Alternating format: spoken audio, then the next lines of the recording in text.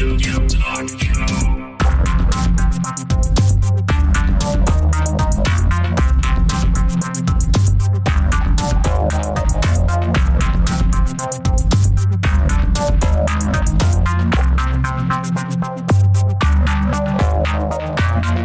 Visual Studio Talk Show. Bienvenue à une nouvelle émission du Visual Studio Talk Show. Le podcast, on discute d'architecture logicielle avec la plateforme Microsoft. Mon nom est Mario Cardinal et à l'animation, je suis accompagné de Guy Barrette. Bonjour. Hey, Guy. bonne année, Mario. Oui, bonne année à toi aussi. Je crois que ce sera pas difficile, Guy, de faire en sorte que l'année 2022 soit une année plus facile, plus joyeuse que 2021. Je sais pas ce que t'en penses, là. Écoute, 2021, dans mon cas, je pense que c'est le top des années merdiques. Ouais, hein? Ça a été très difficile sur toutes sortes de sujets. Alors, je donne un coup de pied à 2021, puis j'accueille 2022 à bras des grands ouverts. Je soupçonne que c'est la même chose pour beaucoup de nos auditeurs. Et je vais leur dire que c'est bien correct, qu'il n'y a pas de problème à pousser derrière cette année qui a été merdique pour beaucoup d'entre nous. Et le futur, soyons positifs, le futur ne peut être que mieux. Donc, absolument. Restons confiants face à l'avenir. Guy, aujourd'hui, on enregistre là, on est le 3 janvier. Donc vraiment, on va publier l'émission dans les jours qui suivent. Donc c'est rare que ça arrive, mais on enregistre l'émission, on va la publier presque immédiatement. C'est pour ça qu'on peut se permettre tout de suite de souhaiter bonne année à nos auditeurs. De ton côté, est-ce que je sais que tu profites du temps des fêtes pour te reposer un peu, mais as-tu du nouveau dans ta vie d'informaticien? Ben en fait, à la fin de l'année dernière, donc à la fin de 2021, j'ai passé un nouvel examen de certification Kubernetes qui s'appelle Kubernetes and Cloud Native Associate. L'acronyme est KCNA, qui est vraiment ridicule parce que c'est quand on Google KCNA, c'est le Korean Central News Agency. Alors il y a quelqu'un à la Cloud Native Foundation qui a pas fait sa job, mais bon. Uh-huh. C'est trop drôle. C'est un petit peu comme si on regarde les examens Microsoft là, c'est un peu comme une série la série des certifications Essentials d'entrée de gamme. Donc, c'est la première certification Kubernetes où c'est des questions à choix multiples, par exemple, par rapport aux autres là, qui sont des examens pratico-pratiques, là. Et ce qui est intéressant, Guy, c'est que tu es le prototype même de ce que c'est être un informaticien. En tout cas, la vie d'informaticien, là, tu sais, t'es comme moi, là, t'es plus une petite jeunesse. Donc, c'est peut-être tu sais, parce que des certifications, on en a fait dans notre vie, là. Tu sais, on a commencé dans les années 90, donc dans le siècle passé. Et encore aujourd'hui, on repasse des nouvelles certifications. Ouais, puis dans mon cas, c'était surtout de voir est-ce que mes formations que j'offre là, via le Kubernetes Academy Online, est-ce que ça peut aider à se préparer pour cette certification-là? Puis dans mon cas, ma formation de 3 jours là, ou en ligne, là, je te dirais que ça couvre à peu près 85% là, des objectifs de cet examen-là. Donc, j'étais bien content de voir que parce que c'est des formations d'introduction que j'offre. Donc, j'étais bien content de voir que ça couvrait pas mal les objectifs de cette formation, sans être des formations de préparation à cet examen-là. Mm-hmm. Moi, de mon côté, Guy, c'est pas des vacances, mon temps des fêtes. On vient de commencer, nous, le bêta privé là, pour To-Do Studio, là, qui est le produit sur lequel je travaille depuis plusieurs années maintenant. Mm-hmm. Donc, on a une autre étape, un autre jalon, on avance J'ai hâte de pouvoir annoncer publiquement, là, mais on n'est pas là. On a besoin encore de continuer notre privé avec les quelques personnes qui nous aident là, à peaufiner le produit, mais Ça sent bon, c'est le fun. Alors, 2022 va être l'année de sortie de To Do Studio. Ça devrait, ça. En tout cas, je peux pas croire qu'on soit pas prêt en 2022, là. C'est pour ça que je dis que faut rester confiant dans le futur. On avance vers quelque chose de positif. C'est ça qui est bien. Bon. Parlant de rester confiant dans le futur, moi, je suis très heureux de l'invité qu'on a aujourd'hui. Simplement parce que il y a l'exemple que le Québec peut être une terre d'accueil pour les immigrants, pour les gens qui viennent de d'autres pays. Puis je pense que notre invité est l'exemple qu'on est capable d'accueillir des gens pour le bien de pas juste de l'immigrant, mais le bien aussi de notre communauté. Donc, je vais vous présenter Ino Dunfac. Bonjour Ino. Bonjour Mario. Bonjour Ino. Bonne année à vous, monsieur. Hey, bonne année à toi aussi. Merci. Donc, Ino, juste à ton accent, bon, premièrement, nos auditeurs vont se dire, je pense pas qu'il est québécois. En tout cas, il manque... ça fait combien d'années maintenant que tu demeures au Québec? Je crois que je suis rendu à pratiquement 5 ans au Québec. 5 ans. Donc, il y a des expressions québécoises, ça, tu les comprends très bien, là, t'as plus de problème avec ça. Oui, je les comprends très bien. Au début, c'était quand même un peu difficile, pour ne pas dire très difficile, mais avec le temps, on parvient quand même à s'intégrer petit à petit, on s'habitue et parfois, on est surpris d'utiliser certains mots là dans notre conversation quotidienne et quand je suis en train d'échanger avec de la famille, des amis que j'ai laissés au Cameroun, parfois j'utilise des termes que même ils ne comprennent pas là. Voilà, je deviens un peu au fur et à mesure qu'on avance là, je prends un peu du québécois, on va dire ça ainsi. Ça parce que Ino, toi tu es né au Cameroun. Exactement. Et est-ce que tu as immigré directement du Cameroun vers la ville de Québec ou tu as passé par d'autres pays entre les deux? Non, je suis quitté directement du Cameroun pour m'installer dans la belle ville de Québec. Et donc bien évidemment, je suis né au Cameroun. J'ai fait mes études, que ce soit primaire et universitaire au Cameroun. Et j'ai également commencé ma carrière dans le monde des technologies de l'information au Cameroun.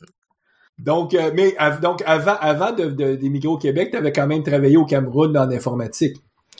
Oui, je travaillais au Cameroun en informatique pendant plusieurs années et il faut le dire que je travaillais dans un contexte où on utilisait beaucoup plus les outils et les solutions open source. Donc, je faisais essentiellement du Java.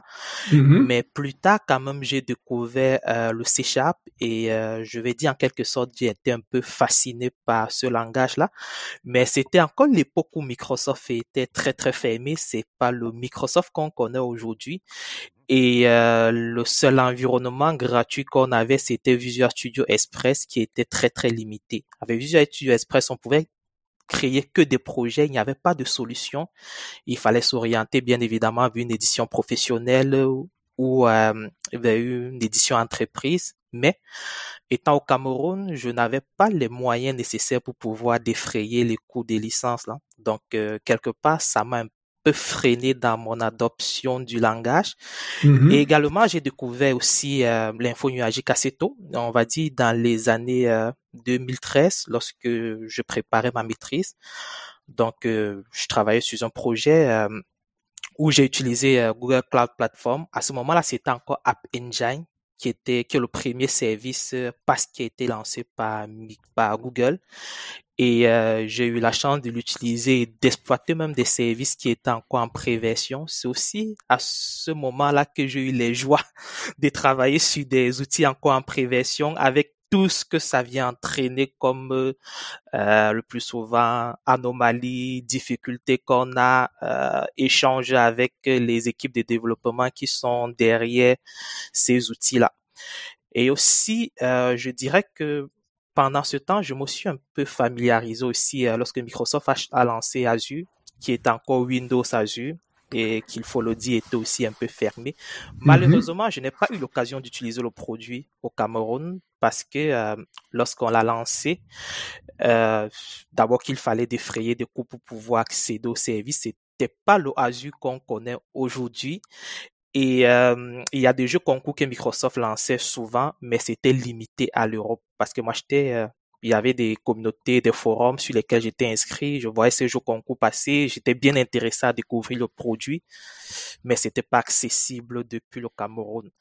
Donc, à un moment donné, avec l'ouverture d'esprit que j'avais, avec tous ces outils que je manipulais au quotidien et certaines difficultés que je voyais justement au niveau accessibilité, et également il arrivait parfois aussi dans mon quotidien que je n'avais pas des défis ou bien des enjeux à la hauteur de mes espérances.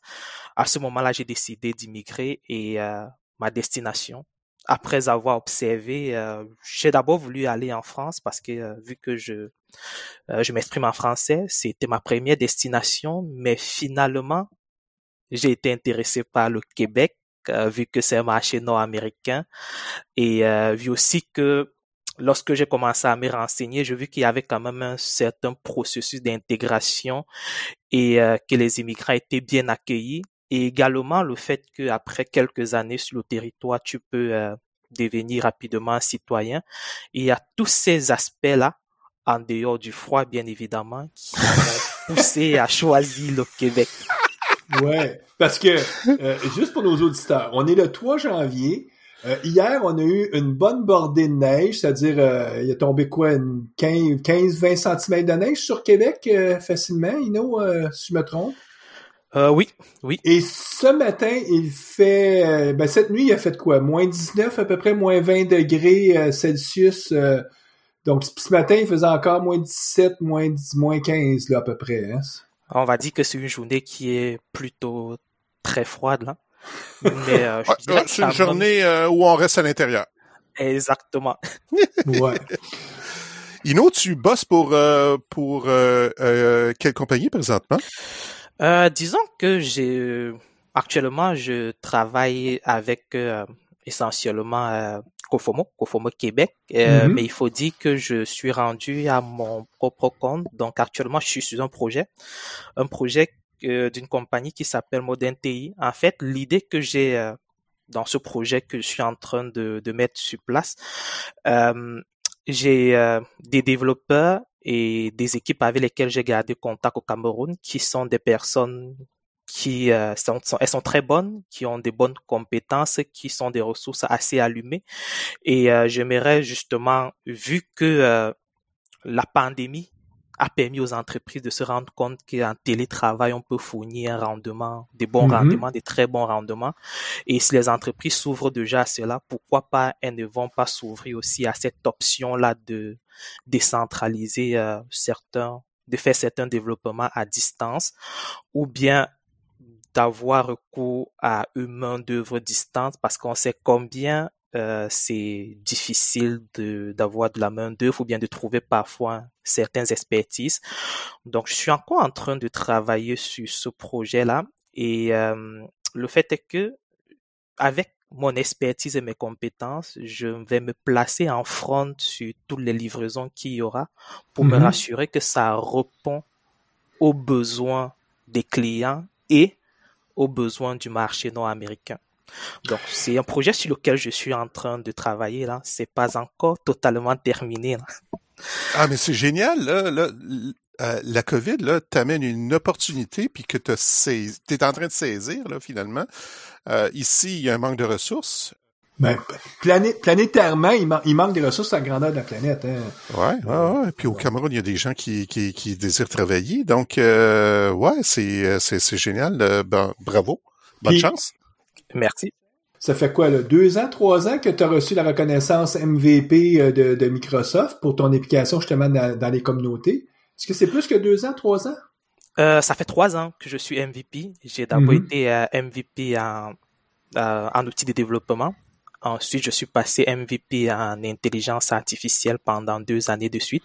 Et il faut dire que je suis l'animateur de la communauté .NET de Québec, une communauté que j'ai lancée lorsque je suis arrivé ici. Et toutes les activités qui sont organisées par cette communauté-là, c'est en quelque sorte coordonné par moi. C'est sûr qu'avec la COVID, ça a mis un frein à nos activités, mais on continue à être quand même actif au travers des présentations qu'on organise souvent en ligne. Donc, Ino, aujourd'hui, on veut discuter avec toi de Azure Arc, ARC. Et en plus, tu veux le mettre dans un contexte où est-ce que ça va nous permettre aussi de parler de Azure App Services. Mais donc, Azure Arc, à très, très haut niveau, qu'est-ce que c'est ce produit-là? En fait, on va dire que Azure Arc, c'est un produit qui va venir simplifier un peu la vie aux entreprises qui se retrouvent dans des scénarios de cloud hybride ou bien de multi-cloud.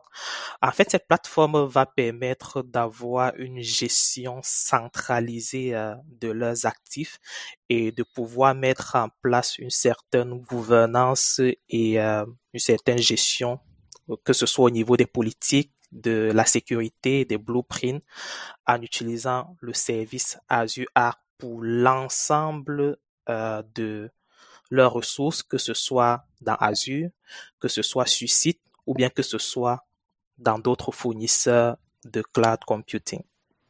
Oh, attends un petit peu, je t'arrête tout de suite. Là, tu veux dire que Azure, Microsoft, offre un service Azure qui permet de gérer des ressources dans Azure, en entreprise et sur les autres cloud providers comme AWS puis Google Cloud?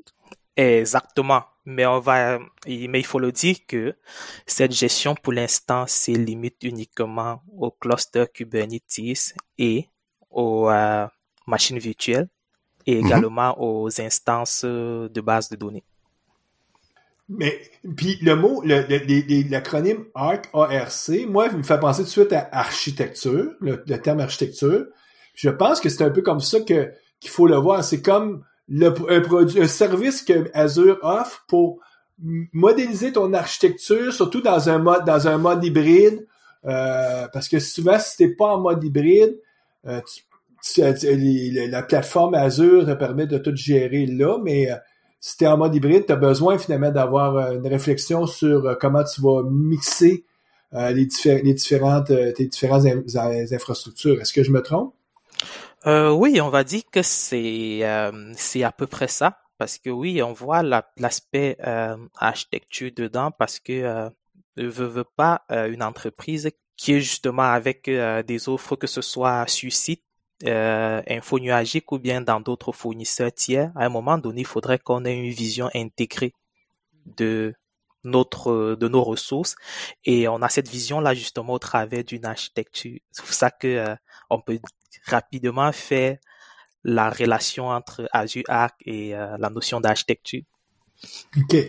Et aujourd'hui, je crois que pour nous expliquer un peu les bénéfices d'Azure Arc, tu voulais prendre le scénario d'une entreprise qui serait, mettons, toute on-premise et qui veut commencer à migrer une partie de ses infrastructures vers le cloud, puis dans quelle mesure Azure Arc pourrait être utile pour eux? Est-ce que c'est le genre de scénario que tu voudrais nous expliquer? Ces scénarios, oui, ça s'approche un peu à ça. Donc, on va prendre le cas d'une entreprise qui est en train d'aller vers l'info nuagique. Et cette entreprise-là a des actifs sur site. Et on sait que, surtout pour les grandes entreprises, veut pas, on a le plus souvent des actifs qu'on ne pourra pas migrer vers l'info nuagique. Et ces actifs-là vont rester deux fois s'exécuter sur site, dans des machines virtuelles, à cause de certaines contraintes qui peuvent être liées à la sécurité des données, qui peuvent être liées à la gouvernance, qui peuvent même être liées le plus souvent au fait qu'on ne peut pas aussi déployer nos données ailleurs. Mm-hmm. Donc, notre entreprise, en fait, c'est une entreprise qui a de l'intérêt pour l'info nuagique. Et cette entreprise-là a décidé pour ses nouveaux développements d'utiliser une architecture cloud native. Donc, du coup, elle s'est orientée vers des services comme App Service, qui est la plateforme historique d'Azure qu'on connaît pour l'hébergement de nos applications, qui est très, très utilisée et très connue. Et pour certaines des applications, elle a décidé également d'utiliser Azure Function, qui est une plateforme de calcul serverless, et également même un service comme Azure Event Grid qui va lui permettre d'avoir une architecture basée sur des événements, ici en utilisant un modèle de publication et d'abonnement au niveau de la transmission des informations. Donc, il y a Azure Event Grid que cette entreprise a utilisé. Donc, on voit que les ressources de cette entreprise ont monter en compétences, pour acquérir les connaissances nécessaires pour pouvoir développer des applications cloud native et d'utiliser justement ces services d'Azure qui permettent de bénéficier de l'ensemble des fonctionnalités au niveau de la gestion de l'architecture basée sur les événements, au niveau du calcul serverless et même au niveau d'Azure App Service.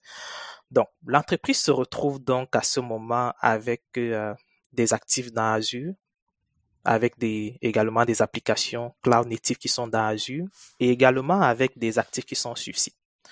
Mais notre entreprise a racheté une autre entreprise. Cette entreprise a des actifs qui sont essentiellement des machines virtuelles et des clusters Kubernetes chez Amazon Web Services. Mm-hmm. À ce moment-là, ça devient difficile. Donc, on se retrouve au niveau opérationnalisation à gérer à la fois des actifs qui sont sur site, à gérer des actifs qui sont dans l'info nuagique Azure et à gérer des actifs qui sont dans l'info nuagique Amazon Web Services.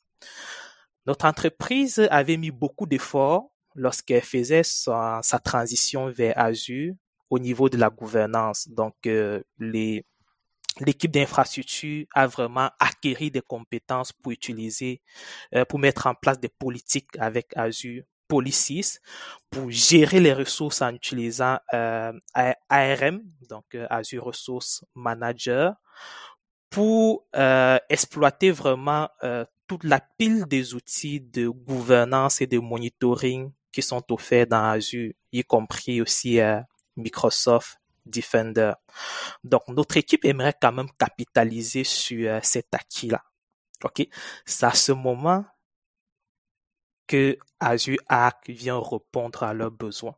Excuse-moi, mais si je me trompe pas, c'est que si tu prends pas un produit comme Azure Arc, ben, il va falloir que tu fasses, que tu répliques toutes tes politiques dans l'outillage d'Amazon si tu veux avoir des politiques synchro, c'est-à-dire les mêmes policies d'un côté puis de l'autre, ce qui veut dire réapprendre tout un nouvel ensemble d'outils. Puis, ce qu'on veut pas. Exactement, ce qu'on veut pas parce que suite à l'acquisition, c'est que l'entreprise elle a acquis les actifs d'une autre entreprise, pas forcément le personnel qui va avec, et elle aimerait que toute la gestion de la portion infrastructure soit centralisée au niveau de ses équipes d'opération. Donc, à ce moment, il faudrait que les équipes opérationnelles aient acquéri la connaissance qu'il faut au niveau d'Amazon et également pour pouvoir, bien évidemment, offrir la gestion qu'il faut. À ce moment-là, on se rend compte que ça devient quand même complexe parce que ça demanderait que notre équipe soit capable de gérer. Déjà qu'elle avait une certaine difficulté à gérer des actifs sur site et des actifs dans l'info nuagique, on se retrouve avec un autre fournisseur info nuagique où il faut gérer ces actifs. Okay?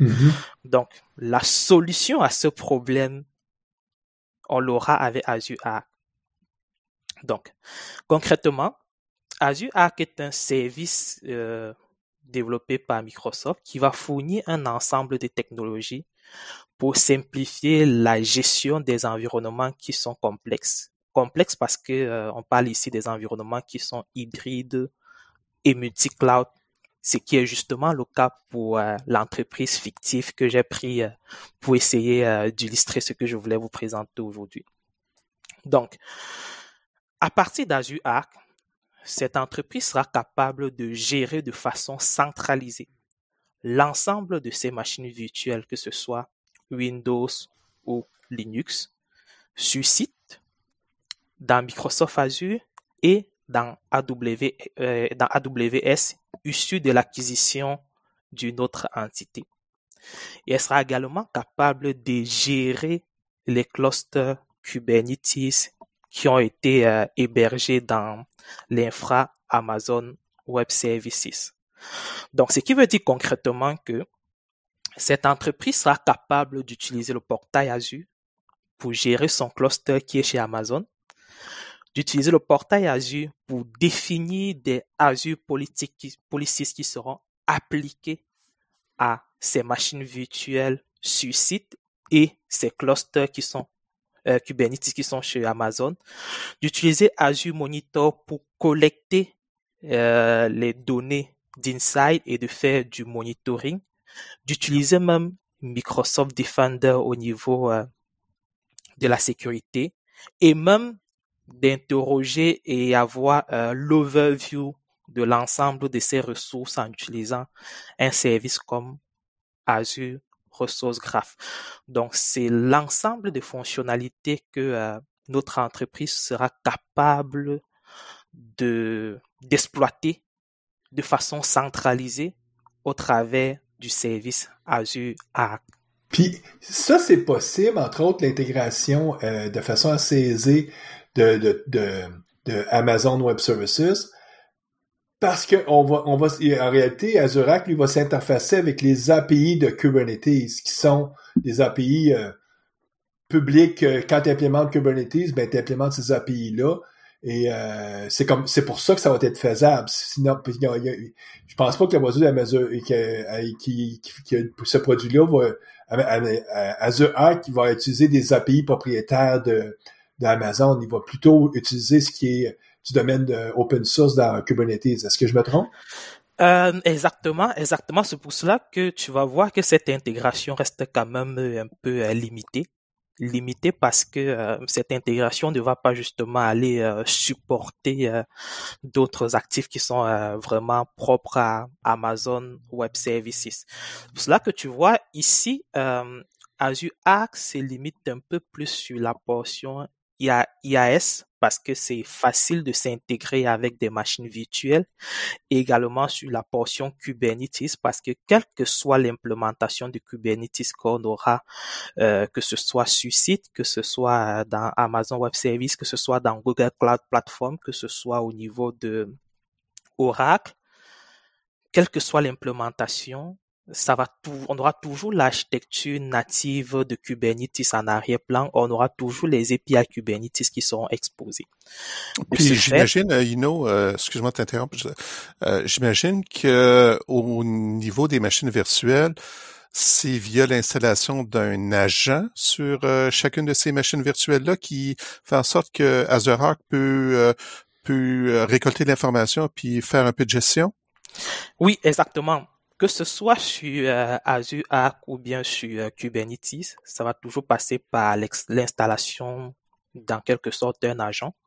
Donc, c'est cet agent-là qui va permettre de connecter la plateforme Azure avec notre infra sur site et justement permettre d'opérationnaliser notre infra à partir de la plateforme Azure. Donc, on aura un connecteur qu'on va installer au niveau des machines virtuelles et on aura également un autre qu'on va installer au niveau de Kubernetes, ce qui va créer un pod qui sera exploité par Azure Arc pour gérer notre cluster Kubernetes. Donc, pratico-pratique. On va sur le service Azure Arc, puis là, on commence à faire comme un modèle de notre architecture? Pratique, ce qu'on fait, c'est que je vais prendre l'exemple de Kubernetes. Donc, on a notre cluster Kubernetes, peu importe l'emplacement où ce cluster se trouve, et on a le portail Azure dans lequel on peut visualiser les clusters Kubernetes qu'on a déployés dans Azure en utilisant notamment AKS. Et à partir du portail Azure, on est capable bien évidemment d'effectuer un certain nombre d'opérations. On est capable même de déployer sur notre cluster AKS en utilisant du GitOps. Donc, c'est quand même des avancées qu'on aimerait bénéficier aussi sur les autres clusters qu'on a. Donc, pour cela, il faudrait qu'on installe en quelque sorte une extension de Azure Apps, de Azure Arc au niveau de notre cluster Kubernetes. Lorsqu'on fait cette installation en exécutant une commande, à ce moment-là, notre cluster, indépendamment de sa position, devient visible dans le portail Azure. Et dès lors qu'il est visible dans le portail Azure, on est capable d'utiliser l'ensemble des outils de gestion de la plateforme Azure sur ce cluster-là, c'est-à-dire Azure ARM, Azure Policies, Azure Monitor, etc. C'est quand même fou là ce que tu mentionnes, c'est que Mon cluster peut être dans mon centre de données là, en entreprise là, ou peut être chez AWS. Puis, je suis capable d'y appliquer des policies Azure. C'est vraiment fou. Et c'est via l'installation de de l'agent, finalement, que la communication se fait. Oui, oui, exactement. Donc, ici, avec cette option-là, on va justement permettre de gérer la configuration de notre cluster, la gestion de la charge de travail, de la mise à l'échelle, des déploiements même, avec au travers des dépôts Git, en utilisant directement les outils de gestion qui sont offerts par Azure. Et à ce moment aussi, on peut également s'appuyer sur les outils d'Azure pour pouvoir faire de l'inventaire, la supervision, mettre en place les stratégies de conformité, même la sécurité, y compris même la gestion de nos utilisateurs en utilisant des rôles airbag.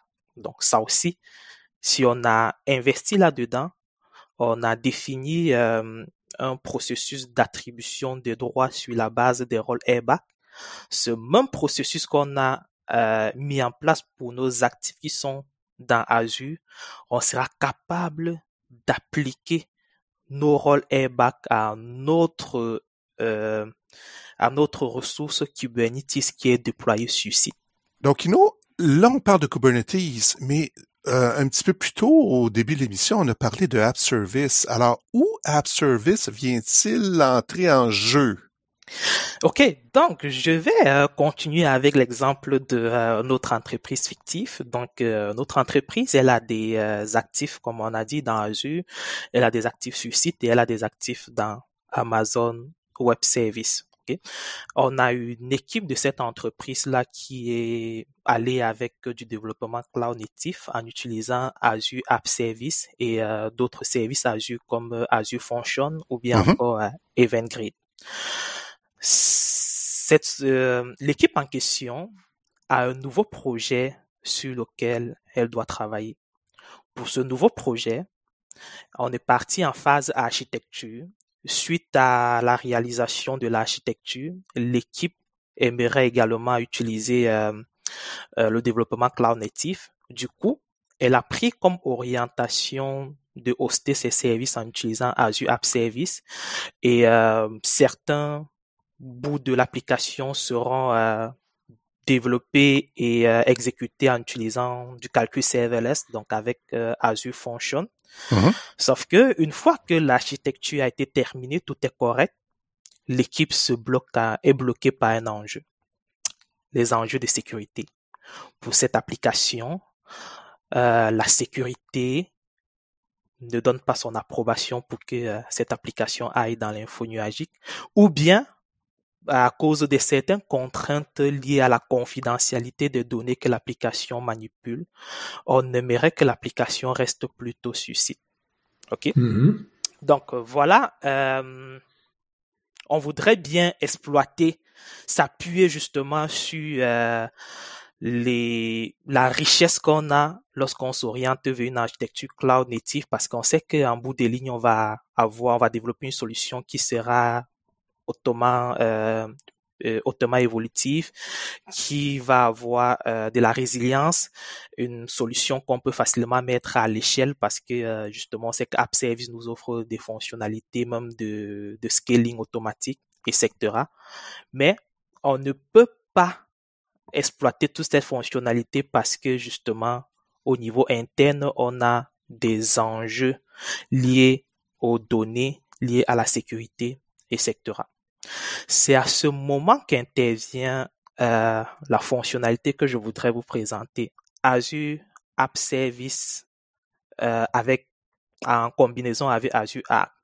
En fait, la promesse de Microsoft avec cette fonctionnalité, c'est de dire tout développeur, toute équipe qui veut faire du cloud native, qui veut utiliser Azure App Service, qui veut utiliser Azure Function, qui veut utiliser EventGrid, qui veut utiliser API Management, mais qui est bloqué par un certain nombre d'enjeux qui vont l'empêcher d'aller hoster ou bien déployer leur solution dans l'info nuagique Azure. On vous donne l'option de le faire directement sur site, tout en bénéficiant de la richesse et de l'ensemble de fonctionnalités qu'on peut trouver dans App Service, dans Azure Function, dans Azure Event Grid. Mais ceci en restant sur site. Mais c'est ça, mais comment ça veut dire que tu vas installer comme un mini Azure localement sur ton site chez toi? Non, ce qui est intéressant, c'est que ce que je dirais, c'est vraiment Kubernetes, les conteneurs, les clusters, c'est venu donner beaucoup d'opportunités. OK? Et on se rend compte que dès lors qu'on a déployé une solution, ou bien on a implémenté une solution qui, en ayant à l'esprit la containerisation, on est capable de facilement la déporter d'un point à un autre ou bien d'un environnement à un autre. En quelque sorte, c'est ce que Microsoft a fait. Microsoft a décidé en quelque sorte d'apporter des ajustements à App Service de telle sorte que App Service puisse s'exécuter dans un cluster Kubernetes. Donc, ce qu'on va faire en quelque sorte, c'est qu'on va venir sur notre cluster Kubernetes qui est déjà supporté par Azure Arc. On va installer une extension pour Azure App Service. Donc, cette extension va permettre de déployer un certain nombre de pods dans notre cluster Kubernetes. Ces pods-là, en quelque sorte, elles vont s'exécuter pour offrir des fonctionnalités de Azure App Service dans notre environnement sur site. Donc, ça, c'est un peu la richesse fonctionnelle que ça vient apporter. Alors, concrètement, comment est-ce que ça se passe? En quelque sorte, dès lors que je vais installer cette extension-là sur mon cluster Kubernetes, à la suite de cela, j'aurai un emplacement personnalisé qui va être créé. Il faut savoir que lorsque nous déployons nos app services dans Azure, on va toujours sélectionner une région. OK? Donc, la prochaine fois que je vais venir dans Azure pour pouvoir déployer un app service, grâce à l'extension qui a été installée sur mon cluster Kubernetes et l'emplacement personnalisé qui a été créé au niveau de mon cluster, je serai capable dans le portail Azure ou bien dans les outils de gestion d'Azure, que ce soit Azure CLI, etc. Au moment où j'exécute peut-être la commande pour créer un app service, au moment de définir l'emplacement, au lieu de mettre un emplacement comme Canada Central ou bien Canada East, je serai capable de mettre le nom de mon emplacement personnalisé.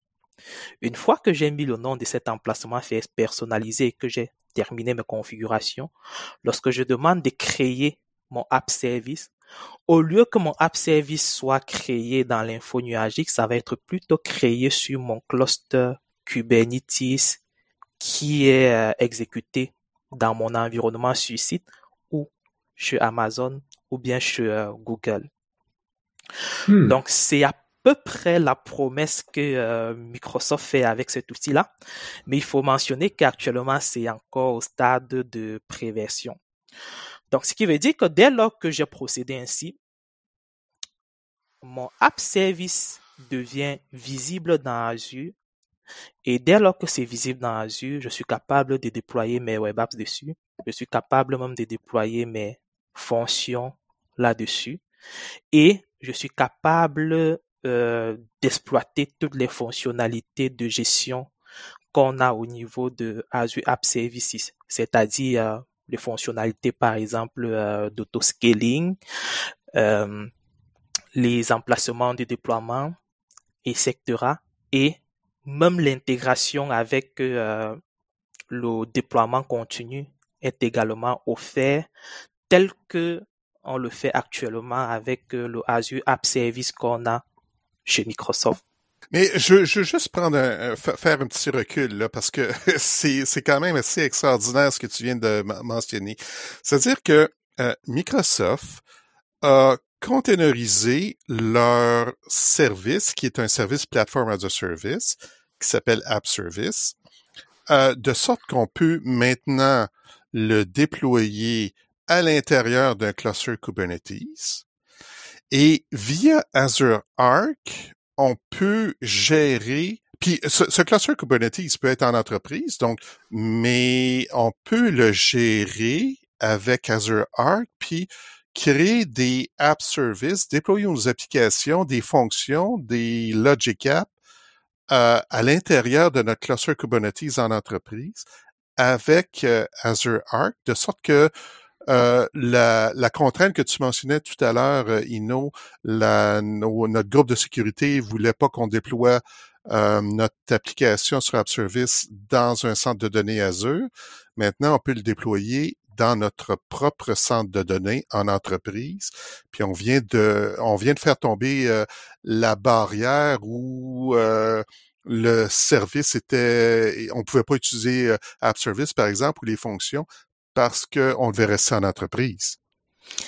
Exactement. Donc, c'est exactement cela et je te dirais que c'est assez fabuleux parce que dès lors que j'ai vu l'annonce de ce service-là, parce qu'on avait d'abord eu l'information un peu à NDA, donc on ne devait pas divulguer là, mais plus tard lorsque ça a été rendu public par Microsoft lors de la conférence Ignite, donc Ignite la récente édition de la conférence Ignite, c'était l'une des plus grosses annonces en ce qui concerne le développement.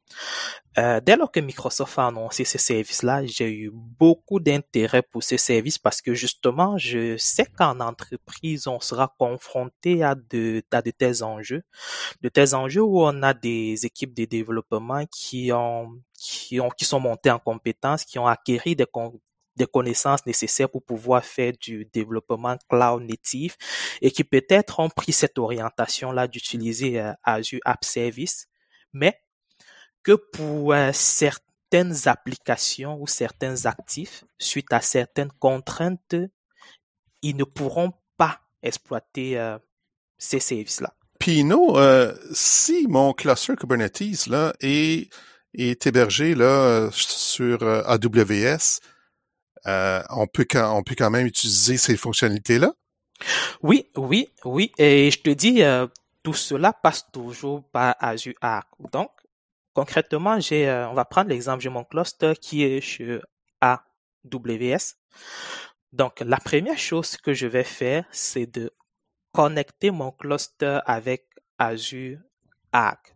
Donc, en connectant mon cluster avec Azure Arc, j'aurai une projection dans Azure de mon infrastructure Kubernetes qui est chez Amazon Web Services. Une fois que j'ai cette projection-là, je serai capable maintenant d'utiliser les outils Azure pour ajouter une extension dans mon cluster pour supporter Azure App Service. Donc, l'ajout de cette extension-là revient en quelque sorte de venir au niveau de mon cluster, intégrer le fournisseur Microsoft.web. Donc, en quelque sorte, Microsoft a vraiment travaillé pour que son fournisseur Microsoft.web puisse être offert au travers d'un conteneur. Donc, lorsque je vais installer mon extension, ce que ça va faire, ça va créer plusieurs portes et sur cette porte-là, on aura l'ensemble des services, bien la plupart des services qu'on va retrouver dans Microsoft.web. Donc, lorsque j'aurai tous ces services-là, il va de soi que Azure Arc va permettre d'exposer ces services au niveau de la plateforme Azure. Je serai donc capable d'utiliser les outils Azure pour pouvoir déployer mes applications dans mon app service qui est exécuté au niveau de mon cluster chez Amazon. Donc, il faut aussi savoir que ça prend, à la suite de l'installation de l'extension, ça prend obligatoirement un emplacement personnalisé. Un emplacement personnalisé ici, ça va être en quelque sorte un groupe d'extensions qui vont permettre de créer un espace de nom un espace de nom qui va être visible dans Azure comme une région. Donc, comme une région, en quelque sorte comme une région Azure. Ce qui est intéressant, c'est que le processus va être très, très transparent pour mes équipes de développement. Donc, une équipe de développement qui a créé son application, qui fait des déploiements dans Azure App Service, qui a mis de l'intégration continue sur place et du déploiement continu en utilisant justement peut-être du GitHub Action, elle sera capable, sans apporter de modifications à ses pipelines existants, juste à changer peut-être l'emplacement de déploiement. Ça va être les mêmes tâches app service qui vont être exécutées pour le déploiement. Ça va être les mêmes configurations et comme je l'ai dit, à l'exception que au moment de créer notre app service, au niveau de la région, on ne va plus sélectionner un emplacement dans les centres de données de Microsoft, mais on va utiliser un emplacement qui est au niveau de notre cluster Kubernetes et qui est désormais visible au niveau des API d'Azure grâce à l'interconnexion qu'on a mis en place entre notre cluster et Azure au travers de Azure Arc. Donc, c'est en quelque sorte ce processus d'intégration-là qui va permettre justement, quel qu'en soit l'emplacement de notre cluster, notre exemple ici, c'était avec Amazon Web Services, d'être en mesure de déployer des applications ou bien de créer des app services dans ce cluster-là. Ouais, c'est intéressant parce que je vois en fait deux cas d'utilisation là, qui me frappent là, présentement. Le premier, c'est ce que tu as mentionné, Ino, tout à l'heure, c'est-à-dire que le groupe de sécurité veut pas qu'on déploie telle application là, dans le cloud, donc on crée l'infrastructure localement, puis on installe cette extension-là dans notre cluster Kubernetes, puis on peut rouler nos applications App Service localement. Bravo, et le tour est joué. Le deuxième cas d'utilisation, c'est je développe une application que j'ai développée pour App Service. La plupart de mes clients sont sur Azure, tout va bien, mais j'ai un nouveau client qui est, lui, sur AWS. Alors, ça me permet en fait, de répondre à ce cas d'utilisation-là, c'est-à-dire déployer App Service dans un centre de données AWS via Azure Arc puis via Kubernetes d'Amazon. Exactement. Donc ici, comme on le voit, tout ce que ça prend, c'est Kubernetes. Donc ça veut dire que l'option App Service Everywhere, donc exécuter n'importe où, ça prend un cluster Kubernetes. Donc que votre cluster Kubernetes soit dans Azure, que votre cluster Kubernetes soit sur Google, que votre cluster Kubernetes soit sur IBM, etc., l'intégration va se faire correctement. Que ce soit même sur site, tout devrait marcher correctement. Alors, comme je l'ai signifié au début, il faut savoir que ces services-là encore au stade de préversion. Donc, ce n'est pas encore en version stable et c'est encore, on va dire, c'est encore sujet à beaucoup de défauts. Mais par contre, c'est quand même relativement facile à tester. Et pour tester ce que ça prend, c'est que vous devez installer les nouvelles extensions dans Azure CLI parce qu'on peut le faire directement avec Azure CLI. Mais vu que il faut savoir que Microsoft, chaque fois qu'ils vont créer un nouveau service, ça va aussi entraîner l'ajout de nouvelles extensions dans Azure CLI pour pouvoir offrir les commandes nécessaires pour supporter ce service-là. Mais lorsque le service est encore en pré-version, ces extensions-là ne sont pas incluses dans le Azure CLI. Donc, pour tester le service, vous devez vous-même installer ces extensions-là qui sont encore en pré-version. Donc, ce n'est pas inclus par défaut dans Azure CLI. Une fois qu'on a installé les extensions, on va connecter nos clusters à Azure Arc. Donc, si j'ai mon cluster qui est sur site ou bien chez Amazon, grâce à une commande qui va être offerte par les nouvelles extensions CLI que j'ai installées, je serai capable de connecter mon cluster avec Azure Arc. Une fois que mon cluster est connecté, à ce moment-là, il va être visible dans Azure comme c'est le cas pour un cluster Azure Kubernetes Service, et je serai capable également à partir du portail de gérer mon cluster. Maintenant, pour pouvoir supporter la portion App Service, il faudrait que j'installe l'extension Azure App Service sur mon cluster connecté. Donc, l'installation de cette extension, ça revient en quelque sorte, comme je l'ai dit, de créer des pods dans le cluster Kubernetes qui vont permettre d'exécuter un certain nombre de fonctionnalités qui sont offertes par le fournisseur Microsoft.web. À la suite de cela, pour que mon Azure App Service sur site soit maintenant pour que je puisse le sélectionner en fait lorsque je veux faire un déploiement, parce qu'il faudrait que lorsque je veux faire un déploiement dans App Service, on sait que je dois choisir mon emplacement où je voudrais déployer mon actif là, mon App Service.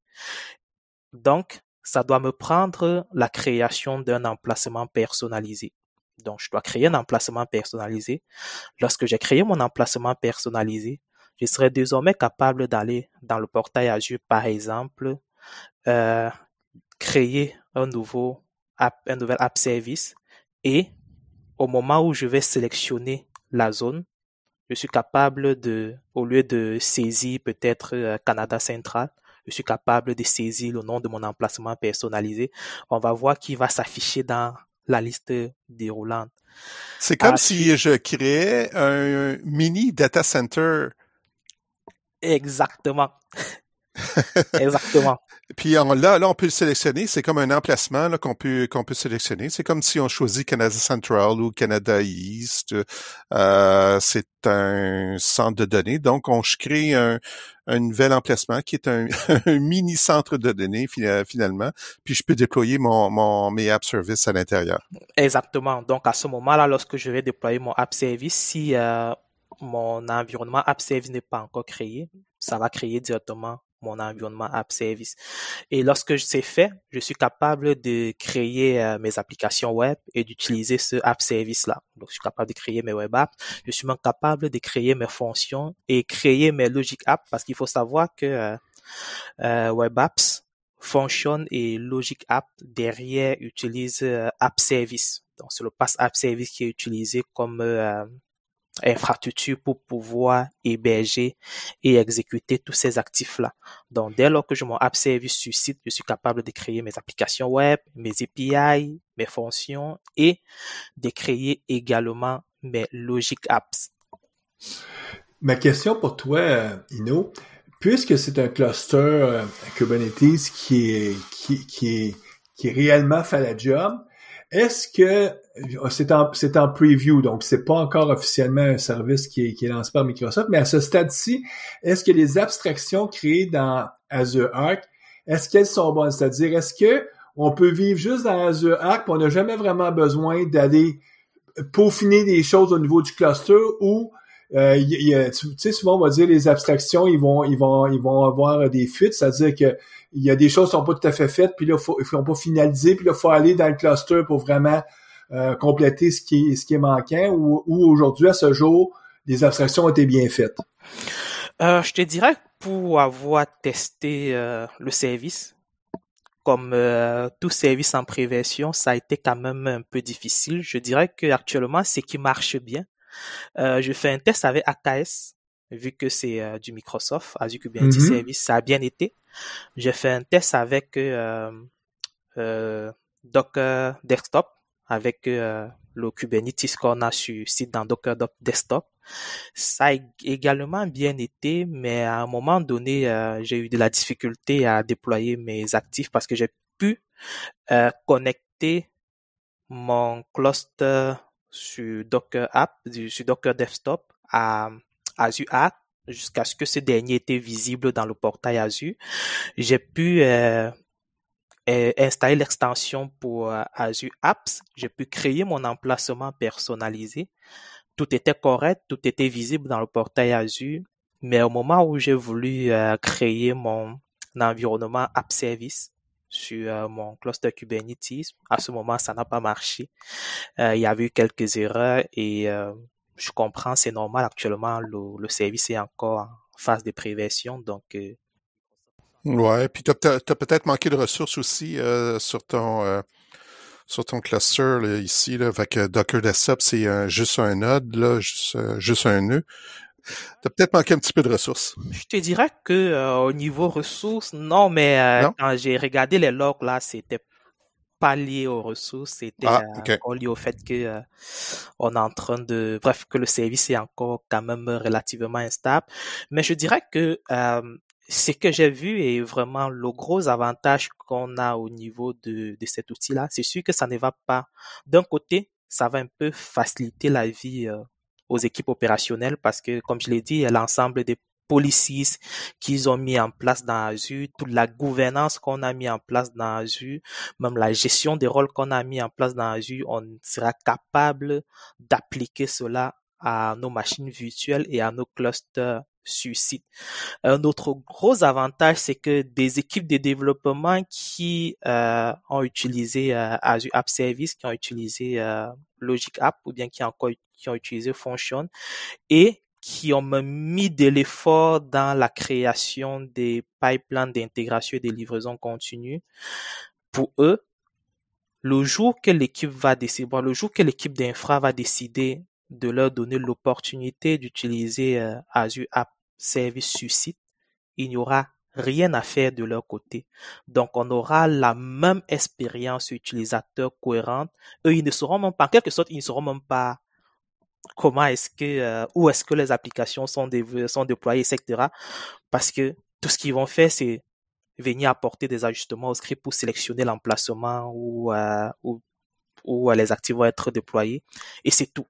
Donc, il n'y aura aucun apprentissage supplémentaire nécessaire aux équipes de développement qui ont déjà une certaine maîtrise des Azure App Service et des autres services d'intégration que j'ai présentés et qui sont supportés justement par l'offre Azure App et App Service.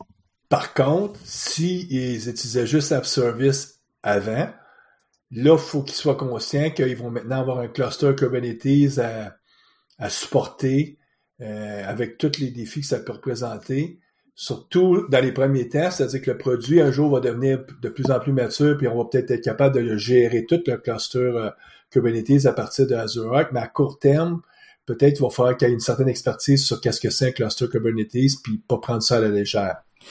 Oui, c'est, je dirais que c'est certain qu'il ne faut pas prendre cela à la légère, mais je te dirais que c'est vrai qu'on demande de plus en plus, veut pas avec l'évolution au niveau de l'info nuagique, les ressources doivent être un peu polyvalentes, etc. Mais avec une telle offre, il faut savoir que la gestion du cluster couramment, c'est beaucoup plus au niveau de la responsabilité des gens d'opération, théoriquement. Mm-hmm. Mais il va de soi que si on a des équipes DevOps avec multidisciplinaires, il va de soi que ces équipes auront aussi la gestion de leur cluster qui va être de leur responsabilité. Mais si je me tiens vraiment juste à la portion développement, donc nous, peut-être équipe de développeurs, ceux qui réalisent vraiment le développement et qui exploitent Azure Function, qui ont acquis des connaissances qu'il faut pour pouvoir créer des fonctions dans Azure et déclencher en utilisant de quelqu'un, n'importe quel événement.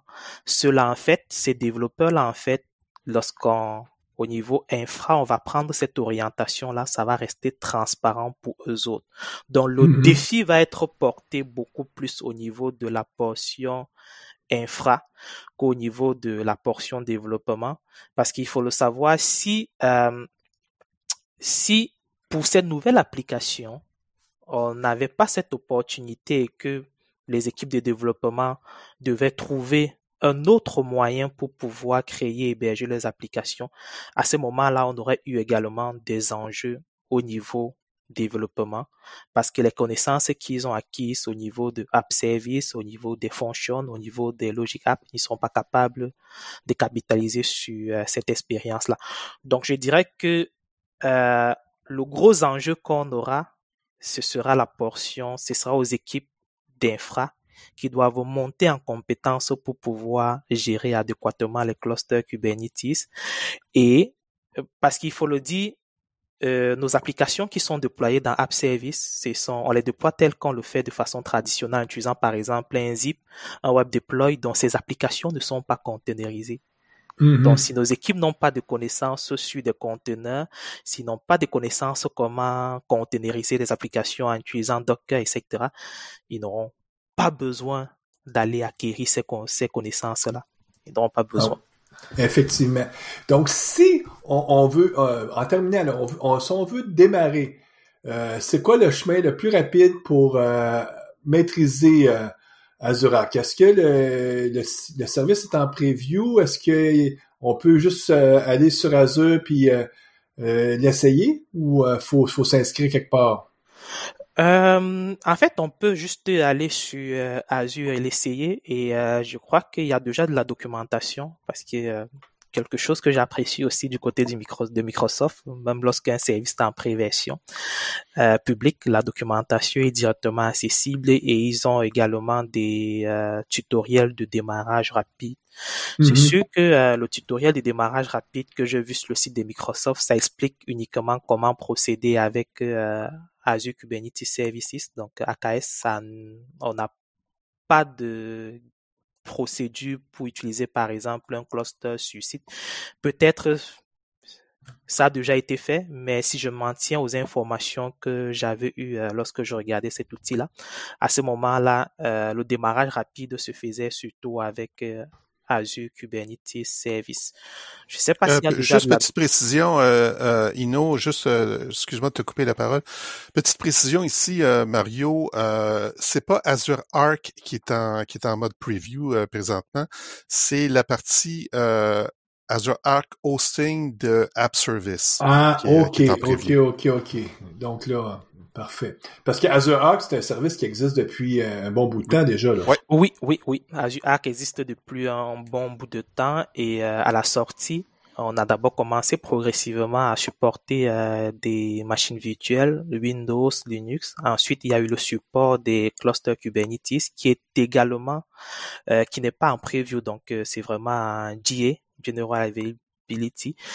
Et suite à cela, Microsoft a maintenant mis des efforts pour pouvoir permettre le support de App Service au travers des clusters Kubernetes. Donc, c'est cette portion support de App Service dans Azure Arc qui est encore en pré-version. Comme vous l'avez constaté également, c'est un service quand même qui offre, bref, on a beaucoup d'opportunités avec ces services-là. On a également cette possibilité de gestion centralisée de nos actifs. Donc, concrètement, pour moi, personnellement, je vois que il y a beaucoup de promesses derrière ce service-là. Pour moi, je vois que ça va apporter quand même pas mal d'opportunités et offrir pas mal d'options aux entreprises et aux équipes d'infra. C'est pour cela que je crois que les attentes pour les entreprises qui vont regarder ce service-là vont être pas mal énormes. Donc, et peut-être c'est ça qui peut aussi justifier le fait que Microsoft va potentiellement prendre un certain temps avant de rendre le service GA parce que, comme je l'avais dit, on l'a annoncé à la conférence, non, c'était même pas la conférence INAI, je me suis trompé, on l'avait annoncé à la conférence Build, donc c'était en mai dernier. Ouais. Et là, on est rendu à plusieurs mois, c'est encore au stade de pré-version. Ouais, mais c'est quand même un gros morceau à implémenter, là. Le fait que tu transportes là, ton offre de Platform as a Service, là, de App Service, Logic App, les fonctions là, dans un cluster Kubernetes, là, puis le faire rouler 100% sans quête de problème, là, c'est quand même un gros morceau à implémenter. Alors, je suis content qu'ils prennent leur temps. Oui, et un autre point également que j'ai trouvé justement intéressant avec cette offre-là, parce qu'il faut savoir que même au gouvernement. Et la plupart des entreprises, ils ont toujours ce besoin-là de savoir est-ce que j'ai un couplage très fort avec le fournisseur, que ce soit Azure, que ce soit Amazon. Est-ce qu'à un moment donné, si je veux sortir mes actifs de là, est-ce que j'aurai une certaine facilité à sortir mes actifs? Donc, Microsoft vient aussi quelque part répondre à cette question-là parce que quelqu'un qui va dire, Azure App Services, Function, tout ça, c'est propriétaire. On est très, très, très, très lié à Microsoft. On est obligé de toujours exécuter nos actifs dans Microsoft. À ce moment-là, on dit carrément oui, mais tu pourrais demain sortir tout cela tant que tu as un cluster Kubernetes qui est hébergé ailleurs, quel qu'en soit l'emplacement, tu seras capable de ressortir tes actifs.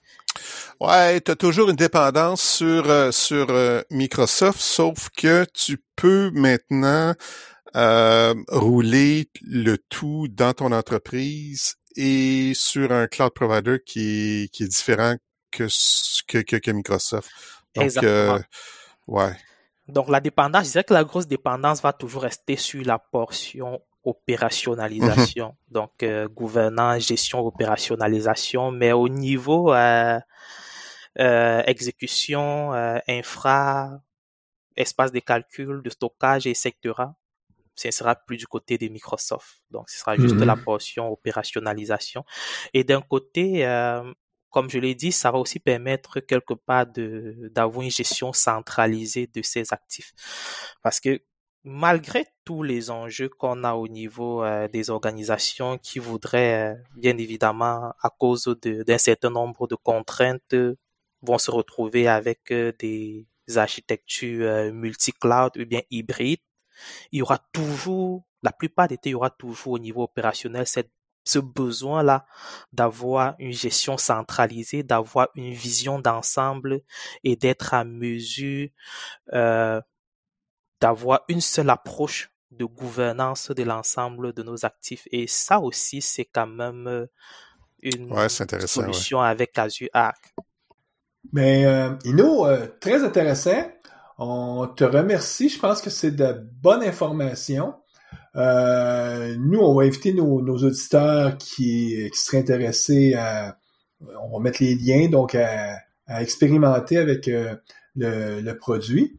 Puis, c'est une nouvelle année 2022, donc on va souhaiter un autre mois une bonne continuité au niveau de la programmation de nos auditeurs. Et on vous revoit le mois prochain. À la prochaine. Au revoir. Au revoir. Merci à vous.